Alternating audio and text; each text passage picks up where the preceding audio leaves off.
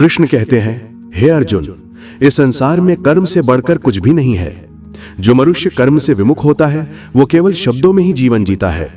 सच्चा योगी वही है जो कर्म करता हुआ भी उसके बंधन में नहीं बंधता। कृष्ण समझाते हैं, कर्म से भागना मुक्ति नहीं है, कर्म से ऊपर उठना वही सच्ची मुक्ति है। क्योंकि जब तक ये शरीर है तब तक कर्म तो होगा ही। जो श्वास लेता है वो भी कर्म कर रहा है, तो फिर क्यों ना इस कर्म को ईश्वर को अर्पित कर दिया जाए। कृष्ण कहते हैं, जो मनुष्य संसार के कल्याण के लिए कर्म करता है वो वास्तव में स्वयं को भी मुक्त करता है, लेकिन जो केवल अपने लिए कर्म करता है वो आसक्ति के जाल में फंस जाता है। गीता में भगवान कहते हैं, कर्म करते रहो परंतु फल की इच्छा मत रखो। ये कोई साधारण वाक्य नहीं है, ये जीवन का सार है। क्योंकि जब हम फल के पीछे भागते हैं तो कर्म केवल साधन नहीं, स्वार्थ बन जाता है, और जब कर्म स्वार्थ बन जाता है तो मन अशांत हो जाता है। कृष्ण कहते हैं, हे अर्जुन, तो केवल अपने कर्म का अधिकार रखता है पर उसके परिणाम पर नहीं। कर्म कर और उसे मुझे अर्पण कर दे, तब तेरे कर्म का फल तेरे अहंकार को नहीं, तेरे आत्मा को शुद्ध करेगा। ये संसार कर्म से चलता है। सूर्य अपने प्रकाश का कर्म करता है, वायु अपना प्रवाह देती है, नदी बहती है, पेड़ फल देते हैं। सब अपने अपने कर्म में लगे हैं, बिना किसी स्वार्थ के, बिना किसी अपेक्षा के। यही तो गीता का संदेश है, कर्म ही पूजा है। कृष्ण कहते हैं, जो व्यक्ति अपने स्वभाव के अनुसार कर्म करता है वो परम मार्ग पर चलता है। दूसरे के धर्म का अनुसरण करने से अपने धर्म का पालन करना बेहतर है, चाहे उसमें कठिनाई ही क्यों ना हो। क्योंकि दूसरे का मार्ग चाहे आसान हो पर वो तुम्हारे आत्मा के लिए सही नहीं। कर्मयोग हमें सिखाता है कि सफलता से अधिक मूल्यवान है प्रयास। जो व्यक्ति अपने कर्तव्य को ईमानदारी से निभाता है वो ईश्वर के सबसे निकट होता है। कृष्ण कहते हैं, ज्ञानी व्यक्ति आसक्ति छोड़कर कर्म करता है, क्योंकि उसे पता है कि कर्म करते हुए भी वो ईश्वर की योजना का एक हिस्सा है।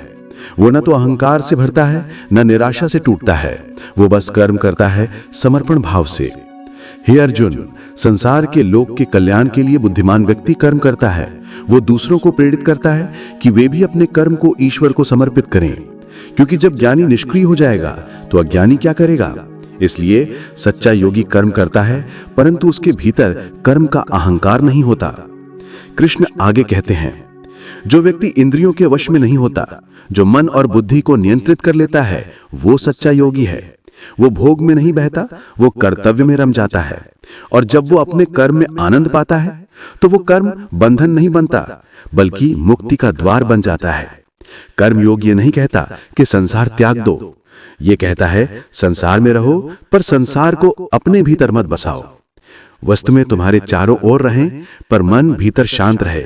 यह है कर्म योग, संसार में रहकर भी ईश्वर के साथ जुड़ जाना। कृष्ण कहते हैं, जब मनुष्य अपने कर्मों के फल को ईश्वर को अर्पित कर देता है तब उसका मन निर्मल हो जाता है, क्योंकि उसे अब डर नहीं होता, हार का भी नहीं, जीत का भी नहीं। वो बस ईश्वर की इच्छा में आनंद पाता है। कृष्ण अर्जुन से कहते हैं, हे अर्जुन, तुझे युद्ध करना ही होगा। ये तेरी नियति है, तेरी प्रकृति है, लेकिन इसे क्रोध या लोभ से नहीं, कर्तव्य भाव से कर। युद्ध केवल मैदान में नहीं होते, हर मनुष्य के भीतर भी चलते हैं। कभी ये युद्ध अपने आलस्य से होता है, कभी अपने भय से, कभी अपने मोह से। और जो इस भीतर के युद्ध में कर्म और समर्पण का मार्ग चुनता है वही सच्चा योद्धा है।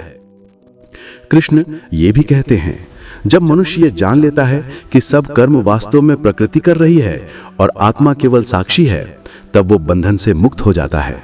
वो ना तो किसी को दोष देता है न किसी पर अधिकार जताता है। वो बस ये जानता है, मैं साधन हूं, करता नहीं।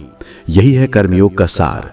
कर्म करो पर आसक्ति मत रखो, फल की चिंता मत करो, क्योंकि चिंता ही मनुष्य की सबसे बड़ी बेड़ी है।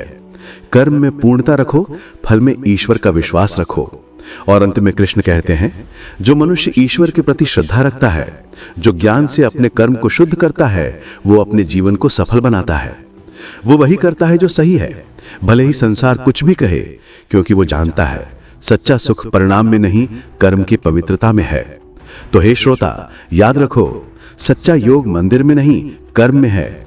सच्ची साधना ध्यान में नहीं, कर्तव्य में है। और सच्चा ईश्वर वही है जहां तुम अपना कार्य श्रद्धा से करते हो। कर्म करते जाओ, विश्वास रखो और हर कर्म को ईश्वर को अर्पित कर दो। यही है गीता का कर्म योग, यही है जीवन का सबसे सुंदर सत्य। स्वागत है आपका टोन टेम्पल रेडियो पर। यदि आप गीता, शिव महिमा और आत्मज्ञान की गहराई में उतरना चाहते हैं तो अभी सब्सक्राइब करें और जुड़े रहिए हमारे साथ।